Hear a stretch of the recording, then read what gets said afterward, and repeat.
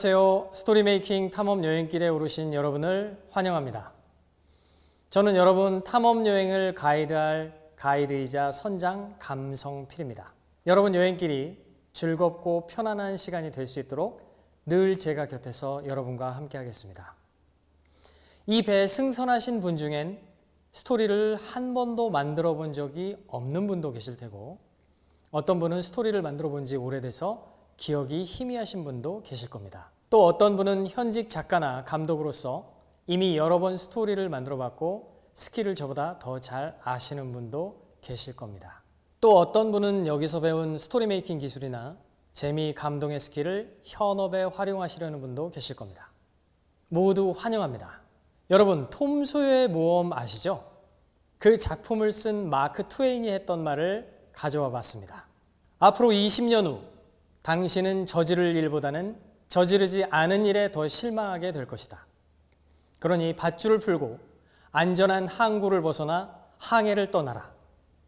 돛의 무역풍을 가득 담고 탐험에 나서고 꿈꾸며 발견하라. 바람 가득 담은 돛을 올리고 저 먼 바다 너머 대항해에 나서는 주인공은 바로 여러분 한 분 한 분입니다.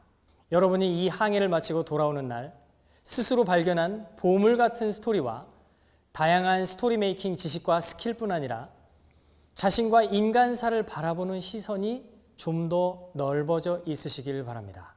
그리고 무엇보다 이 여행을 통해 여러분이 좀 더 성장하고 좀 더 나은 나로 변화하실 수 있도록 저 감성필이 최선을 다해 여러분을 돕겠습니다. 스토리 메이킹 어드벤처5가 탐험하게 될 영역들을 간단히 같이 살펴보겠습니다. 먼저 클래스 제목처럼 가장 먼저 탐험하게 될 곳은 바로 우리 뇌라는 우주입니다. 뇌과학으로 바라본 스토리의 다양한 측면들을 함께 탐험하며 살펴볼 겁니다. 특히 스토리를 체험하는 관객, 시청자, 독자의 뇌 3중 구조와 뇌의 욕망, 스토리 중요 관전 포인트 3개, 뇌의 호르몬을 탐험할 겁니다. 보시는 것처럼 이 뇌가 우주를 닮았죠? 우측 위로 보이는 게 뇌의 신경세포망이고 아래 보이는 게 허블 망원경이 관측한 가장 먼 우주 끝의 은하단 모습입니다. 이렇게 닮은 꼴을 프랙탈 구조라고 하죠. 우리 수업 중에서도 배울 텐데요. 나중에 우리 생명체가 우주의 별과 어떻게 닮았는지를 같이 살펴볼 겁니다. 바로 여기에 스토리의 비밀이 숨어 있습니다. 우리 뇌는 우주처럼 팽창해 가고 있습니다. 자, 지금 보시는 것처럼 인류의 역사는 뇌의 욕망과 움직임이 확장되어 온 역사라고 해도 과언이 아닙니다. 우리 뇌의 욕망 제일 끄트머리만 살펴보도록 할까요? 제일 중앙 맨 끝엔 우리 뇌의 욕망이 인공지능으로 향해 가고 있는 게 보이죠? 자, 시계 방향으로 따라가 볼까요? 드론 자동차가 곧 현실화될 거고요. 홀로그램과 가상현실은 이미 우리 뇌의 욕망을 실현시켜 가고 있죠. 허블 망원경은 저 너머를 보고 싶은 우리 뇌의 욕망이 얼마나 멀리까지 뻗어가는지 보여줍니다. 왼쪽 맨 끝을 볼까요? 우리는 상상할 수도 없이 많은 스토리를 쉽게 볼 수 있는 시대에 살고 있습니다. 넷플릭스와 유튜브에서 무수한 이야기가 쏟아져 나오죠. 그 위로는 곧 인조 고기의 시대가 기다리고 있고 로봇이 요리와 작곡을 하는 시대가 이미 됐습니다. 우리 뇌의 욕망은 지금 보는 것처럼 끝이 없습니다. 이렇게 끝없는 욕망을 만드는 호르몬이 있는데 이게 바로 우리 스토리에 빠져들게 하고 우리가 새로운 스토리의 세계를 탐험하게 하는 호르몬입니다. 가장 먼저 챕터 1에서는 뇌의 욕망은 무엇일지 탐험해 볼 겁니다. 이 뇌의 욕망을 알아야만 우리는 그 욕망을 끌어당길 수 있는 스토리를 창조해낼 수 있겠죠. 저는 이 탐험 여행에서 여러분을 가르치는 사람이라기보다는 여러분을 새로운 뜻밖의 지식과 이어주고 보이지 않는 것을 보이는 것과 연결시켜드리고 모르던 것을 이미 아는 것과 연결시켜드리는 커넥터로서 더 많은 활약을 하고 싶습니다.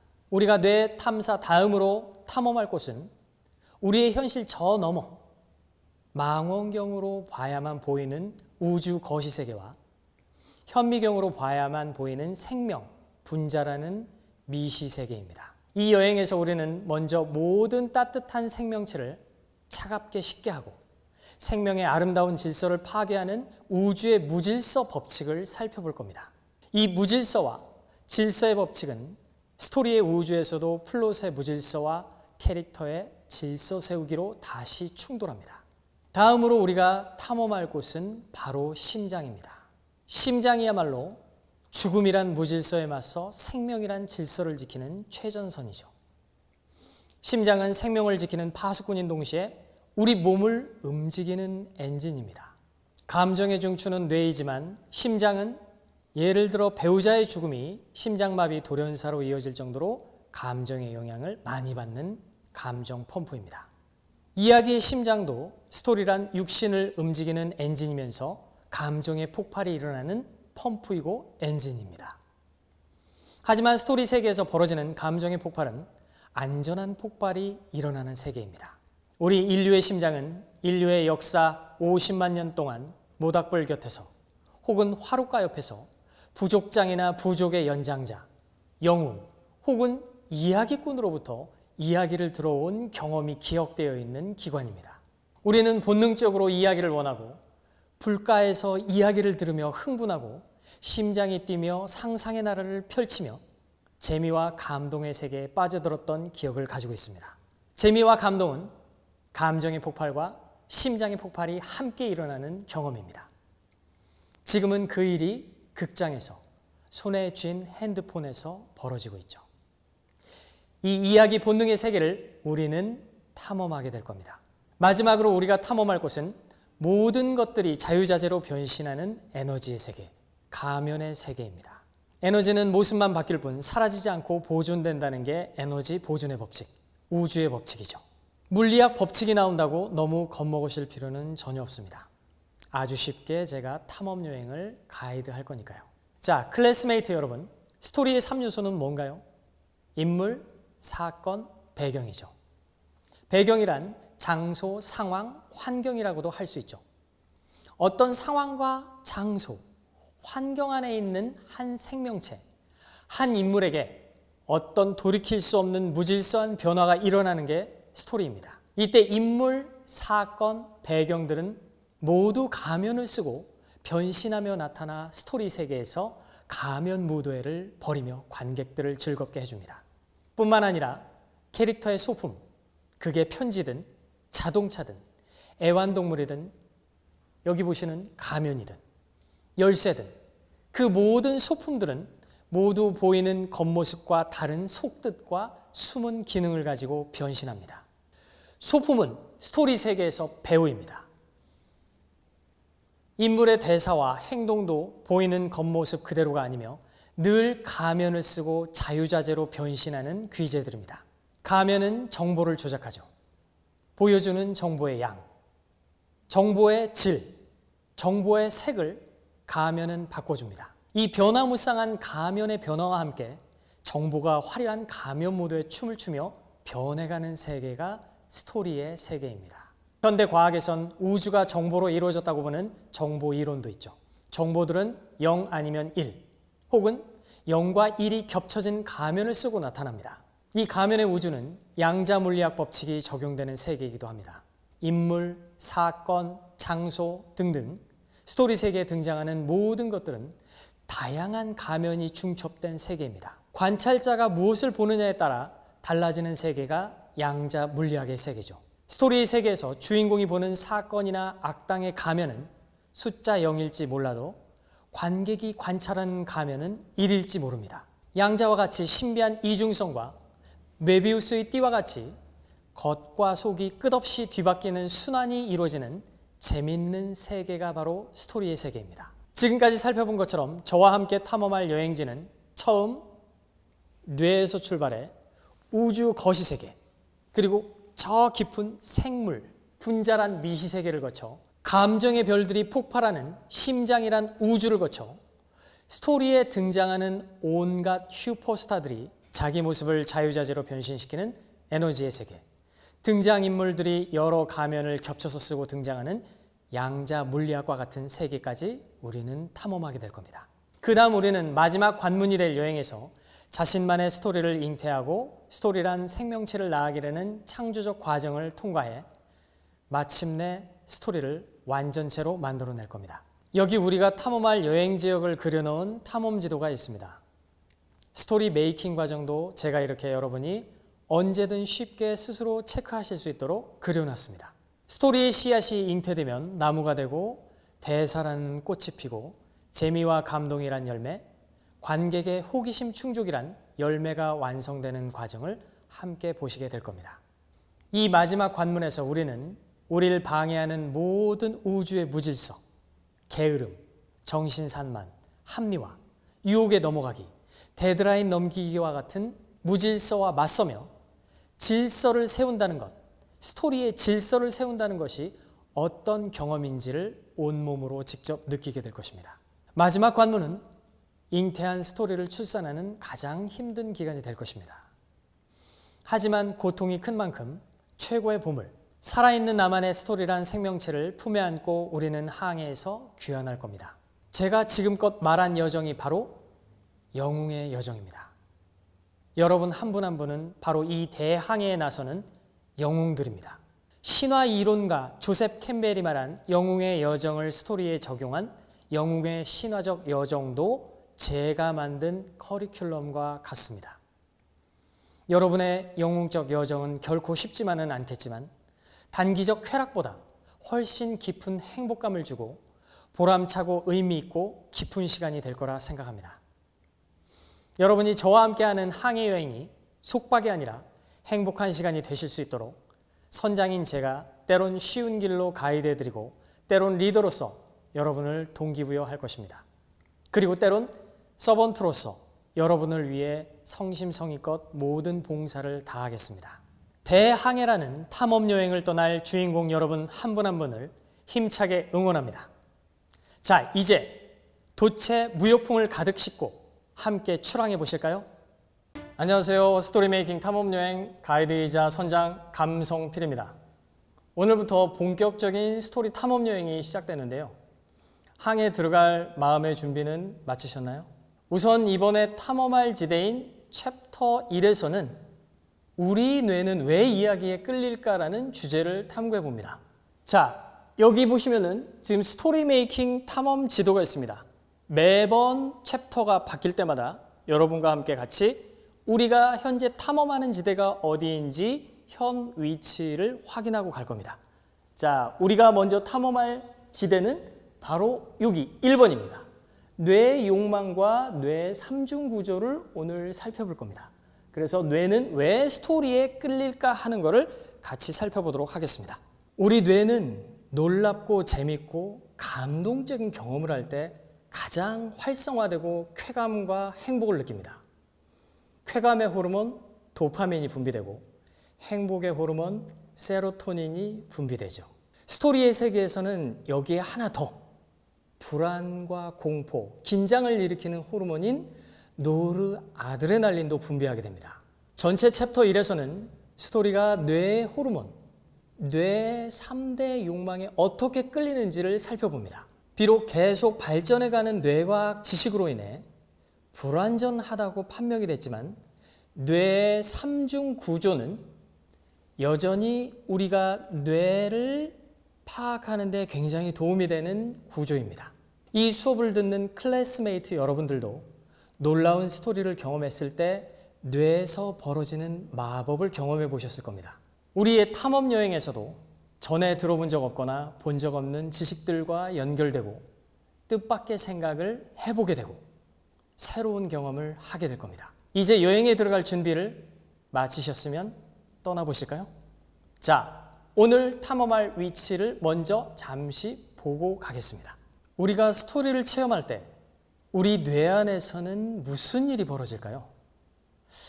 스토리는 어떤 뇌의 욕망을 사로잡기에 우리 뇌가 빠져드는 걸까요? 스토리를 만드는 우리 스토리 메이커들에게는 이 질문이 굉장히 중요합니다. 뇌의 욕망을 만족시켜야만 우리의 스토리는 성공하고 이야기꾼으로서 목숨을 부지할 수 있기 때문입니다. 목숨. 자, 이야기꾼은 늘 자신의 이야기를 사는 소비자들에게 목숨을 걸고 이야기를 하는 존재들입니다. 자, 지금 보시면 토끼가 재미난 이야기를 해달라는 요청에 부응하지 못하면 토끼는 어떻게 됩니까? 호랑이에게 잡아먹히죠. 천일야화라고도 알려진 이야기 여러분들 잘 아시죠? 이 이야기에서 왕은 자신의 왕비가 흑인 노예와 간음하는 걸 본 후로 큰 상처를 입고 맙니다. 이후 수많은 처녀들과 동침한 후 밤마다 처녀들을 죽이죠. 끔찍한 이야기죠. 자, 그런데 어느 날 대신에 용감한 딸 세헤라자데가 나타나 1001일 밤 동안 흥미로운 이야기를 들려준 덕분에 그녀도 다른 여인들도 왕의 인생도 구원한다는 스토리가 바로 이 천일야화입니다. 세헤라자데는 왕의 뇌가 원하는 이야기의 욕망을 채워주지 못했다면 목숨이 위태로웠을 이야기꾼입니다. 이야기꾼은 이야기 구매자의 뇌의 욕망을 반드시 채워줘야 할 운명을 짊어진 사람들입니다. 자, 그럼 본강으로 여행을 떠나볼까요? 이야기꾼이 목숨 걸고 채워줘야 할 뇌의 욕망 3가지는 뭘까요? 자, 우리는 바다 한가운데로 가는 중인데요. 여러분들 허먼 멜빌의 소설 모비딕 들어보셨나요? 네, 에이헵이란 선장이 거대한 흰고래에게 자기 다리를 잃고 복수하는 픽션, 즉 허구의 스토리인데요. 이 이야기의 오리지널 스토리, 실제로 있었던 실화를 바탕으로 한 논픽션 스토리가 따로 있습니다. 그 스토리의 제목이 바다 한가운데입니다. 실제 있었던 실화를 바탕으로 한 스토리이지만 스토리를 들을 마음의 준비를 여러분이 단단히 하셔야 됩니다. 이 스토리의 작가 필브릭이 여러분의 뇌에 거는 마법에 걸리지 않도록 조심하셔야 합니다. 정신을 바짝 차리고 마음의 준비를 해주시기 바랍니다. 자, 그 책을 보여드릴 수 없으니까 제가 1쪽부터 읽으며 준비한 소품들을 이용해 상황극을 잠시 보여드리겠습니다. 때는 1821년 고래잡이의 도피노가 남아메리카 앞바다를 갈지자로 누비고 있다. 낸터컷 고래잡이들이 고래의 흔적인 물보라기 등을 찾으려고 눈에 불을 켜고 있다. 도피노의 선장 짐니 코핀이 수평선에서 오르락 내리락 하는 작은 보트를 발견한다. 선장이 키잡이에게 보트 쪽으로 뱃머리를 돌리라고 소리친다. 코핀이 지켜보는 가운데 키잡이는 포경선의 속력을 줄이며 표류하고 있는 보트 옆으로 가능한 한 바짝 가까이 접근시켰다. 달려온 속력의 여세로 도피노가 매우 빠르게 보트 옆으로 지나쳤지만 그 몇 초의 찰나에 포경선에서 내려다본 보트 안의 광경은 도피노 선원들이 일생을 두고 잊을 수 없는 처참한 것이었다. 처음 그들은 뼈다귀를 보았다. 노젓는 사람이 앉는 가로장 널판과 보트 바닥 널판지 위에 사람의 뼈가 여기저기 어지럽게 널려 있었다. 보트는 마치 사람을 잡아먹는 무시무시한 야수가 사는 바다 위의 소굴처럼 보였다. 그리고 선원들은 두 사나이를 보았다. 이 사나이들은 보트의 맞은편 끄트머리에 몸을 쭈그리고 앉아 있었다. 그들의 살갗은 온통 종기로 덮여 있었고 눈은 두 개골에 움푹 패인 곳에서 툭 튀어나와 있었으며 턱수염에는 소금과 피가 엉긴 채 말라붙어 있었다. 그들은 죽은 동료 선원의 뼈에서 골수를 빨아먹느라고 정신이 없었다. 자, 여러분, 머리 굴리지 말고 바로바로 한번 얘기해 주세요. 여러분은 어디에 있었나요? 이 클래스를 듣는 장소가 자기 방이든 차 안이든 어디든 여러분의 뇌는 그곳에 있었나요? 아니면 필브릭의 마법에 걸렸었나요? 뼈다귀를 오물거리는 새빨간 피가 묻은 입술, 소금이 엉킨 턱수염, 픽거품으로 칠갑된 보트 바닥을 보고 있진 않았나요? 노련한 이야기꾼은 우리 뇌 안에 침입해서 가장 먼저 우리 뇌의 중심부, 우리 뇌의 지휘부인 본능뇌를 장악합니다. 의식을 가진 이성뇌가 지휘부가 아닙니다. 무의식적으로 우리 뇌를 움직이게 하는 본능뇌, 감정뇌가 지휘부입니다. 뭔가 캐치하셨나요? 네, 맞습니다. 노련한 이야기꾼은 먼저 본능뇌, 감정뇌의 욕망부터 사로잡습니다. 그럼 본능뇌의 무슨 욕망일까요? 이제 하나씩 살펴봅시다. 우리 뇌는 지금 보시는 것처럼 세 가지 강력한 본능적 욕망을 가지고 있습니다. 우리 뇌는 균형, 지배, 자극 이렇게 세 가지를 원합니다. 먼저 균형 시스템. 우리 뇌는 불안, 공포와 같은 불쾌감을 회피 제거하고 안전, 안락과 같은 유쾌함을 선호합니다. 여러분 평소 생각을 해봐도 그렇죠. 불쾌하고 불안하고 공포가 느껴지는 상황 계속 원치 않죠. 자, 그 다음 지배 시스템. 우리 뇌는 패배, 짜증, 분노, 지위 하락 같은 불쾌감을 회피 제거하고 승리감, 칭찬, 통제감, 우월감 같은 유쾌감을 선호합니다. 마지막으로 자극 시스템. 우리 뇌는 지루함, 단조로움, 무기력, 우울감을 회피하고 흥미로움, 흥분, 활력, 기분 전환을 선호하죠. 스토리는 바로 이런 뇌의 시스템을 욕망하게 만들고 흔들어 놓는 것입니다. 스토리란 항시 본능과 감정을 흔들어 놓는 것이란 점을 가장 먼저 기억해 주시기 바랍니다. 스토리란 지금 보신 것처럼 팩트를 이용해 만들더라도 반드시 본능과 감정을 사로잡아야 합니다. 스토리란 사실 플러스 본능, 감정을 입힌 것이라고 이해해도 좋습니다. 원하는 것을 얻으려면 본능과 감정부터 흔들어 놔야 합니다. 좀 더 정확히 말하면 스토리에서 말하는 사실이란 있는 그대로의 사실이 아니고 사실을 변형시킨 허구에다 본능과 감정을 흔들 만한 요소들을 입히는 거죠. 팩트는 우리 뇌를 움직이게 하지 못합니다. 스토리야말로 우리 뇌를 움직이게 하죠. 그럼 이 세 가지 욕망을 스토리는 어떻게 충족시킬까요? 먼저 균형 시스템. 스토리는 긴장을 세팅하고 긴장을 증폭시키다가 마지막에 긴장을 해소시켜 주어서 뇌의 불안, 공포를 키웠다가 다시 안정과 안락 상태로 돌아오게 합니다. 다음으로 지배 시스템. 스토리는 늘 주인공보다 관객에게 더 많은 정보를 누설해 더 우월한 위치에서 스토리에 참여하게 하여 지배 욕망을 채워줍니다. 여러분, 니모를 찾아서 혹시 장면 떠오르시나요? 니모가 뒤에 상어가 있는데 모르죠. 그렇지만 관객들은 먼저 그 정보를 알아챕니다. 마지막으로 스토리는 재미와 감동으로 자극 시스템을 만족시키죠. 여러분, 앞서 읽어드린 스토리는 처음에 어땠습니까? 불안, 공포를 회피하려는 우리의 균형 시스템을 흔들어 놓죠. 스토리는 긍정적인 감정만을 사용하지 않고 부정적인 감정도 함께 사용해 우리 뇌를 흔들어 놓습니다. 본능과 감정은 거의 한 덩어리로 엉켜 있죠.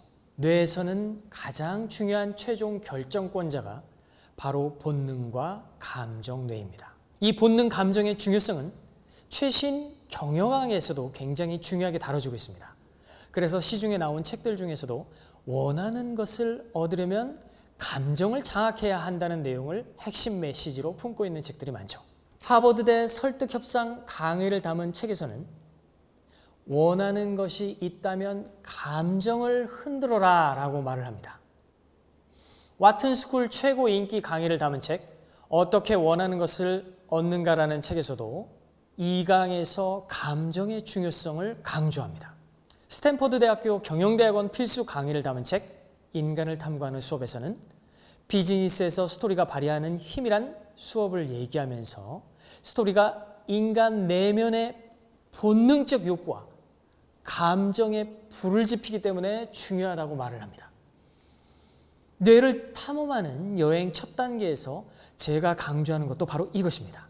스토리의 궁극적 목적은 바로 스토리 체험자의 뇌가 가진 본능적 욕구와 감정을 흔들어 놓는 것입니다. 여러분, 그럼 실제로 이야기가 시작하자마자 이렇게 본능뇌를 장악하는 스킬을 쓴다는 것을 알고 계셨나요? 제가 예를 들어드리면 아하, 그래서 그랬구나 라는 걸 알게 되실 겁니다. 자, 예를 한번 들어볼까요? 극한 직업은 어떻게 시작하나요? 마약 수사팀이 마약범들이 노름을 하는 곳을 덮쳐 잡으려고 하는 것에서부터 시작을 하죠.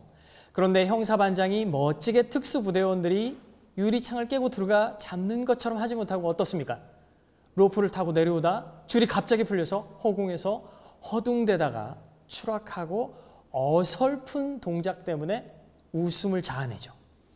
그 다음엔 다른 팀원들이 도망치는 마약범 한 명을 잡으려고 하는데 어떻습니까? 놓치죠? 그때 택트 오토바이를 탄 마봉팔 형사가 땀 뻘뻘 흘리며 연락에 뛰는 다른 팀원들을 바라보며 씩 웃더니 그대로 돌진해서 어떻게 합니까? 마약범하고 충돌해서 쓰러지죠. 그런데 정작 어떤가요? 이 마봉팔은 수갑을 안 가져와서 오히려 마약범한테 얻어 터지고 역습을 당하죠. 그리고 어이없게도 이 형사팀들은 이 마약범을 어떻게 잡습니까? 마약범이 도망치다가 반대편에서 온 버스에 치여서 고꾸라지는 바람에 잡히죠. 이 형사들의 무능력함을 잘 보여줘서 웃기는 장면들이죠. 자, 웃기지만 여기서 중요한 건 뭡니까? 모두 잡는다, 도망친다라고 하는 본능적 요소들이 깔려 있다는 겁니다. 앞선 고래잡이배 도피노에서는 어떻습니까? 사람이 사람을 먹고 먹힌다라는 본능적 요소가 있었다면 여기선 잡고 잡힌다는 본능적 요소가 깔려 있죠. 잡히는 건 왜 본능을 자극하나요? 잡히면 먹히죠. 잡으면 먹는 거고요. 여러분, 애니메이션 귀멸의 칼날은 어떤가요? 처음에 장남인 탄지로가 배고픈 가족들을 살리기 위해 숯을 팔러 마을로 내려가죠. 자, 그런데 그 사이 가족들에게 무슨 일이 일어나나요? 사람을 잡아먹는 온이라는 서양 좀비를 닮은 괴물들에게 가족들이 모두 잡아먹히죠. 유일하게 살아남은 여동생 네즈코도 온이가 되었지만 아직 숨이 붙어 있기 때문에 탄지로는 여동생 목숨만이라도 살리려고 등에 네즈코를 업고 무릎까지 푹푹 빠지는 눈밭을 헤쳐나가면서 숨을 헐떡헐떡거리면서 이렇게 얘기를 하죠. 네즈코, 널 죽게 내버려 두진 않을 거야. 그런데 나중에 어떻게 되나요? 오니가 된 네즈코가 깨어나 오빠를 잡아먹으려 하죠. 그러자 탄지로는 자기를 잡아먹으려는 네즈코 밑에 깔린 채 이렇게 얘기를 하죠. 네즈코, 견뎌야 해. 이렇게 외치는데 우리 관객들은 이 순간 놀라운 변화의 순간을 보게 되죠. 네즈코가 바로 눈물 한 방울을 뚝 흘리게 됩니다. 그러면서 사람을 잡아먹는 그 짐승 같은 자기 안의 성질을 이겨내죠. 뭘로 이겨냈을까요? 가족인 오빠를 지켜내야 한다는 그 본성이 잡아먹으려고 하는 오니의 성질을 이겨낸 거죠. 진격의 거인은 어떤가요? 사람을 잡아먹는 거인들을 피하기 위해 50m 성벽 안에 살던 사람들은 어느 날 거인들의 습격을 받아 성이 무너지고 거인들이 쳐들어와 사람들을 무차별로 잡아먹죠. 주인공 에렌은 거인의 정체성을 알아내지 못하고 돌아온 조사병단을 보면서 늘 성 밖의 세상을 궁금해하는 주인공입니다.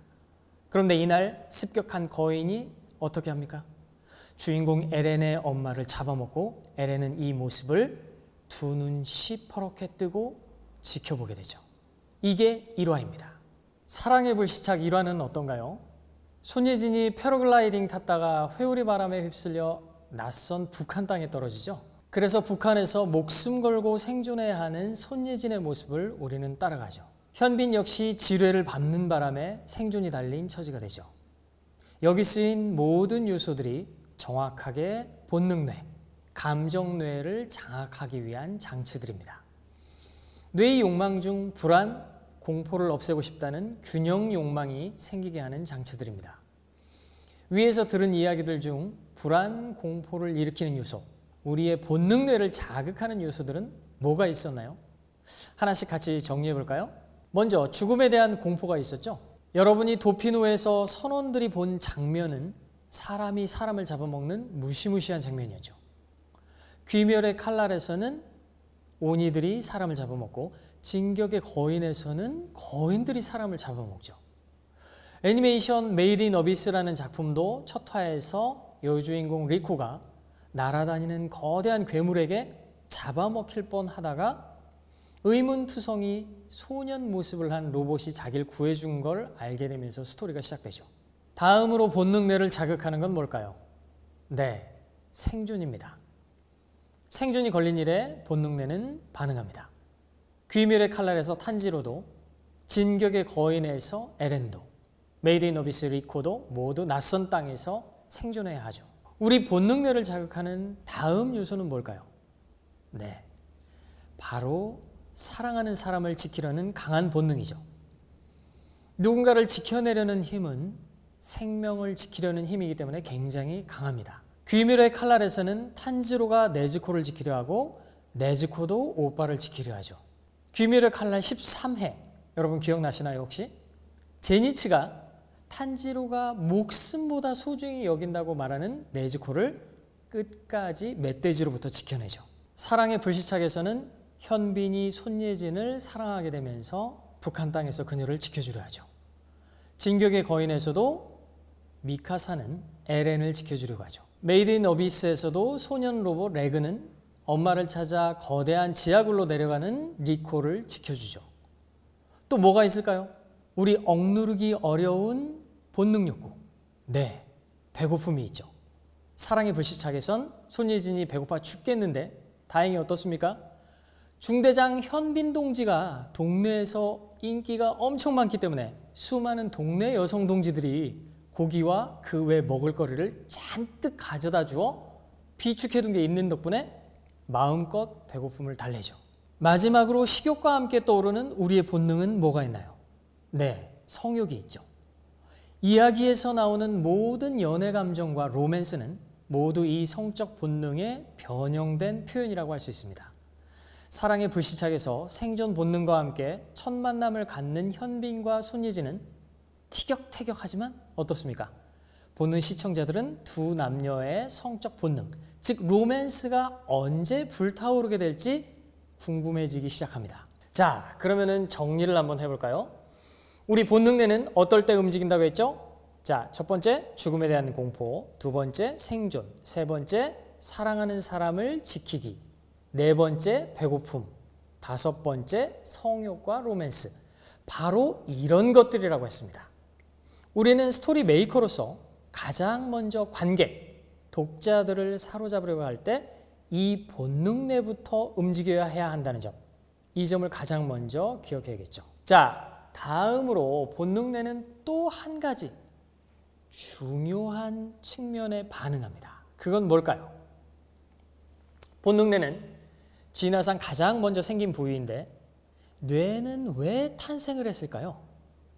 이번에 소개할 동물을 보면 뇌가 왜 탄생했는지 그 답을 알 수 있습니다. 바다의 파인애플이라 불리는 멍게를 여러분 보신 적 있을 겁니다. 이렇게 생겼죠. 횟집에서는 이렇게 나오죠. 바닷속에 있을 땐 이런 모습이고요. 이 멍게는 처음 알에서 태어났을 때 굉장히 활발히 잘 움직입니다. 유충일 때도 올챙이처럼 생겨서 먹이를 찾고 보금자리를 찾아다녀야 하기 때문에 아주 활동적으로 움직입니다. 이 유충일 때는 멍게에게 뇌가 있습니다. 하지만 이 멍게의 유충이 일단 보금자리를 찾아내서 바위나 배 밑바닥 같은 곳에 찰싹 붙어 고정되면 움직일 필요가 없어지게 됩니다. 자, 그럼 어떻게 될까요? 움직임이 없어지게 되면서 멍게에게 뇌는 불필요한 기관이 되기 때문에 이 녀석이 자기의 뇌를 서서히 녹여서 먹어버리게 됩니다. 중요한 건 뭘까요? 뇌는 왜 생겼는지 여기에서 힌트를 얻으셨나요? 네, 움직임이 있을 땐 뇌가 필요했지만 움직임이 없어지자 뇌가 필요 없어 먹어버린 거죠. 맞습니다. 뇌는 바로 움직임을 위해서 탄생한 것이죠. 식물은 움직임이 없기 때문에 뇌가 없습니다. 우리 모든 생명체들은 최초의 생명체인 조상에게서 갈라져 나왔다는 거 여러분들도 들어보셨죠? 지금 보시는 게 생명의 진화나무인데 그 최초의 조상은 집신벌레 같은 원생 동물에 가까웠다고 합니다. 이 집신벌레 같이 생긴 이 원생 동물이 바로 우리 인간의 조상이라는 거죠. 이 벌레도 생명체였기 때문에 가장 기본적인 활동을 했겠죠. 뭐였을까요? 먼저 먹이를 먹어야 하니까 먹이를 향해 움직여야 했겠죠. 그리고 후손을 남겨서 수많은 동식물을 우리와 같은 인간을 퍼뜨린 조상이니까 당연히 짝짓기를 하기 위해서 짝을 향해 움직여야 했겠죠. 다음으로 무슨 중요한 활동을 했을까요? 네, 그렇죠. 적에게 먹히지 않기 위해 도망쳐야 했겠죠. 그래서 우리 본능의 가장 큰 움직임은 딱 두 가지였던 겁니다. 다시 말해 먹이와 짝을 향해서는 다가가는 움직임, 먹이와 짝을 추구하는 움직임이라고도 할 수 있겠죠. 또 다른 하나는 적에게서 멀어지는 움직임, 즉 다시 말하면 적한테서 도망치는 움직임이었겠죠. 자, 정리하면 생명체의 본능뇌는 움직임을 위해 탄생했는데 그 움직임은 바로 추구와 도망이라는 겁니다. 그런데 우리 인류가 만들어낸 모든 스토리를 단 두 가지로 요약하면 바로 이 추구서사와 도망서사로 나뉠 수 있다는 겁니다. 좋은 스토리의 정의는 대개 이렇게 내리죠. 주인공이 무언가를 이루고자 하지만 그것을 이루기는 매우 어렵다. 이 말을 본능뇌의 움직임에 적용해보면 다음과 같습니다. 주인공은 무언가를 추구하지만, 즉 쫓지만 추구하는 바를 얻기는 매우 어렵다. 먹이와 짝을 얻기는 매우 어렵죠. 자, 그 다음 주인공은 무언가로부터 도망치려 하지만 도망치기는 매우 어렵다. 생명체는 천적으로부터 도망치기가 매우 어렵죠. 이게 바로 오랫동안 우리 인류의 역사에서 쓰여져 온 모든 스토리의 가장 밑바닥 면면에 흐르던 생명체, 즉 본능뇌의 움직임이었던 겁니다. 추구서사, 여러분 생각해보면 어떻습니까? 뭐를 추구하는 서사들이 있었나요? 원하는 왕관을 쓰려는 서사, 원하는 보물을 찾으려는 서사, 괴물을 쓰러뜨리거나 부자가 되려 하거나 능력 있는 고아를 얻어 편하게 결혼하려는 서사 등등등. 주인공이 추구하고자 하는 이러한 것들이 어떤가요? 쉽게 이루어지던가요? 아니죠. 왕좌의 게임에서 존 스노우가 그렇고 귀멸의 칼날의 탄지로가 그렇고 라야와 마지막 드래곤에서 라야가 드래곤볼 조각을 다시 되찾기가 보통 어렵지 않죠.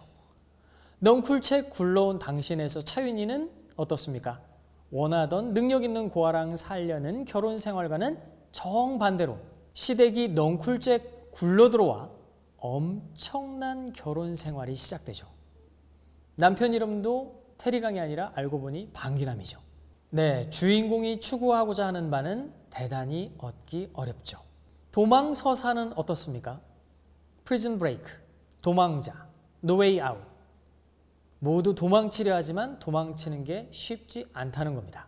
심지어 제목 노웨이 아웃은 도망갈 곳이 없다는 뜻이죠. 자, 여기까지만 정리를 해보면 본능뇌는 움직임에 민감하게 반응하는데 그 움직임이란 바로 뭔가를 추구하는 움직임, 즉 쫓는 움직임이고 다른 하나는 뭔가로부터 도망치는 움직임이죠. 이게 맨 앞에서 살펴본 뇌의 욕망과 어떻게 관련되나요? 네, 맞습니다. 불안과 공포를 주는 적과 위협 상황에선 도망치고자 하는 게 본능적 움직임이고 뇌의 균형에 대한 욕망이라는 거죠. 먹이와 짝과 같이 유쾌한 것은 어떻습니까? 쫓아가려고 하죠. 추구하려고 하죠. 뇌의 욕망 중 뭡니까? 뭔가를 얻고 성취의 승리감을 얻고자 하는 지배 욕망. 나를 흥분시키는 것을 얻고자 하는 자극 욕망과 관련되죠. 자, 총 정리를 해보면 우리 뇌는 왜 이야기에 끌리는가? 우리 뇌의 세 가지 욕망을 충족시켜주기 때문이다. 그리고 뇌의 삼중구조 중에서도 가장 먼저 진화한 본능뇌를 사로잡기 때문이다. 진화 심리학에서는 가장 먼저 진화한 것이 가장 강하다는 법칙이 있습니다. 그렇기 때문에 본능뇌를 사로잡는 것은 죽음에 대한 공포, 생존, 배고픔, 사랑하는 사람을 지키는 것, 성욕, 로맨스 이렇게 5가지라고 했죠. 다음으로 본능뇌를 사로잡는 것은 추구와 도망이라는 움직임이다 라고 했죠. 움직임이란 다른 말로 뭡니까? 변화라고 할 수 있죠. 본능뇌는 움직임과 변화를 좋아합니다. 이 움직임과 변화란 단어는 스토리에서 굉장히 중요한 단어입니다. 다음 강의에서도 이 변화에 대해서 다루기 때문에 여러분 이 단어를 잘 기억해 주기 바랍니다. 변화. 자, 그럼 마지막으로 어디가 본능뇌이고 감정뇌인지만 가볍게 살펴보고 마무리 짓도록 하겠습니다. 여기 뇌에서 가장 안쪽에 있는 이 부위를 뇌줄기라고 하죠. 이 부분은 바로 우리 생명의 안전을 지키려는 모든 기능들이 모여있는 부분입니다. 그래서 생명뇌, 본능뇌라고 불립니다. 호흡, 심장박동, 호르몬 조절, 눈의 움직임, 의식의 각성 조절, 체온, 혈압, 수면 조절 등을 하는 곳이 이곳입니다. 인간의 뇌에서 가장 먼저 진화한 곳이 이곳이죠. 그래서 가장 깊이 위치해 있기도 합니다. 인간 역시 생명체의 공통조성에서 갈라져 나왔기 때문에 진화의 초기 단계에서 생겼던 뇌 중에서도 이 파충류뇌라고 부릅니다. 이 파충류뇌가 가장 안쪽에 자리를 잡았고 그 다음 이 파충류뇌를 둘러싸고 있는 포유류뇌가 바로 이 부위입니다.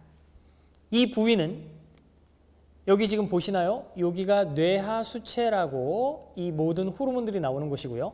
요 밑에 이 뇌하수체 바로 뒤에 있는 이 부분이 바로 편도체라는 부분입니다. 아미그달라라고도 하는데 이 부분이 바로 5살짜리 아이처럼 너무나 쉽게 겁에 질리고 감정적으로 반응하는 핵심 부위입니다. 자, 그리고 이 편도체를 둘러싸고 있는 부위를 해마라고 하는데 바닷속 해마를 닮았다고 해서 해마라고 얘기합니다. 이 부위는 말 그대로 감정과 함께 어떠한 기억을 장기 기억 속에 각인시키는 역할을 합니다. 자, 그 다음 시상하부라는 게 있는데요. 위치가 우리 입천장 바로 위에 있고 눈과 마주치는 부분이라고 생각하면 됩니다. 이 시상하부는 뭔가 우리를 위협하거나 두렵게 만드는 상황이 왔을 때 싸울 것인지 아니면 도망갈 것인지를 결정짓는 중요한 부위가 바로 이 시상하부입니다. 자, 그 다음에 이 부위를 전체를 변연계라고 부르는데 영어로는 림빅 시스템이라고 합니다. 림 하면은 여러분 팔다리, 즉 사지라는 뜻이죠. 그래서 이 림빅 시스템, 이 사지를 움직이는 시스템 등이 마찬가지로 이 포유류 뇌를 구성합니다. 감정적으로 뭔가 위협되는 상황이 있으면 빨리 팔다리를 움직여서 도망쳐야 되겠죠. 그래서 이 감정뇌와 팔다리를 움직이는 뇌가 같이 변연계 혹은 감정뇌, 포유류뇌라고 부르는 겁니다. 그런데 현대 뇌과학은 지금도 계속 새로운 발견을 해가며 기존의 잘못된 믿음을 깨나가고 있습니다. 사실 이 뇌 3층 구조라는 것도 부분적으로 잘못된 부분이 있다는 것을 밝혀냈습니다. 본능뇌 부분은 정확하게 생명의 안전을 유지하기 위한 부분이기 때문에 그 기능이 지금도 똑같습니다. 하지만 감정은 감정뇌만이 담당하는 게 아니라는 것이 밝혀졌습니다. 우리가 보통 아까 말한 요 감정뇌를 둘러싼 요 부위를 신피질이라고 얘기하죠. 이성뇌라고도 하는 부위인데요. 이 이성뇌라는 부분도 사실은 굉장히 감정적이라는 것을 최신 뇌과학은 밝혀냈습니다. 그래서 우리가 보통 생각하기에 좌뇌하면은 논리와 이성, 과학적 사고를 담당하고 우뇌는 우리의 예술, 비언어, 감정, 창의만을 담당한다라고 알고 있는데 사실은 이 좌뇌마저도 굉장히 감정적이라는 게 최신 뇌과학에서 밝혀지고 있습니다. 마찬가지로 아까 말씀드린 것처럼 우리 겉을 둘러싸고 있는 이성뇌가 차갑게 판단만 내리는 게 아니라 그리고 이성적 결정만 내리는 게 아니라 이 감정을 통해야만 정확하고 올바른 결정과 판단을 내릴 수 있다는 게 밝혀졌습니다. 자, 그럼 뇌 3중 구조가 왜 중요한가를 살펴보고 오늘 이 강의를 총정리 후 마무리하겠습니다. 뇌 3중 구조는 본능뇌, 감정뇌, 이성뇌로 뇌를 나눠서 살펴봅니다. 우리가 원인을 하나로 환원시키는 오류를 환원론적 오류라고 얘기하는데 어떻습니까? 감정이 오직 감정뇌에서만 발생한다라는 게 환원론적 오류라는 것을 현대 뇌과학이 밝혀냈죠.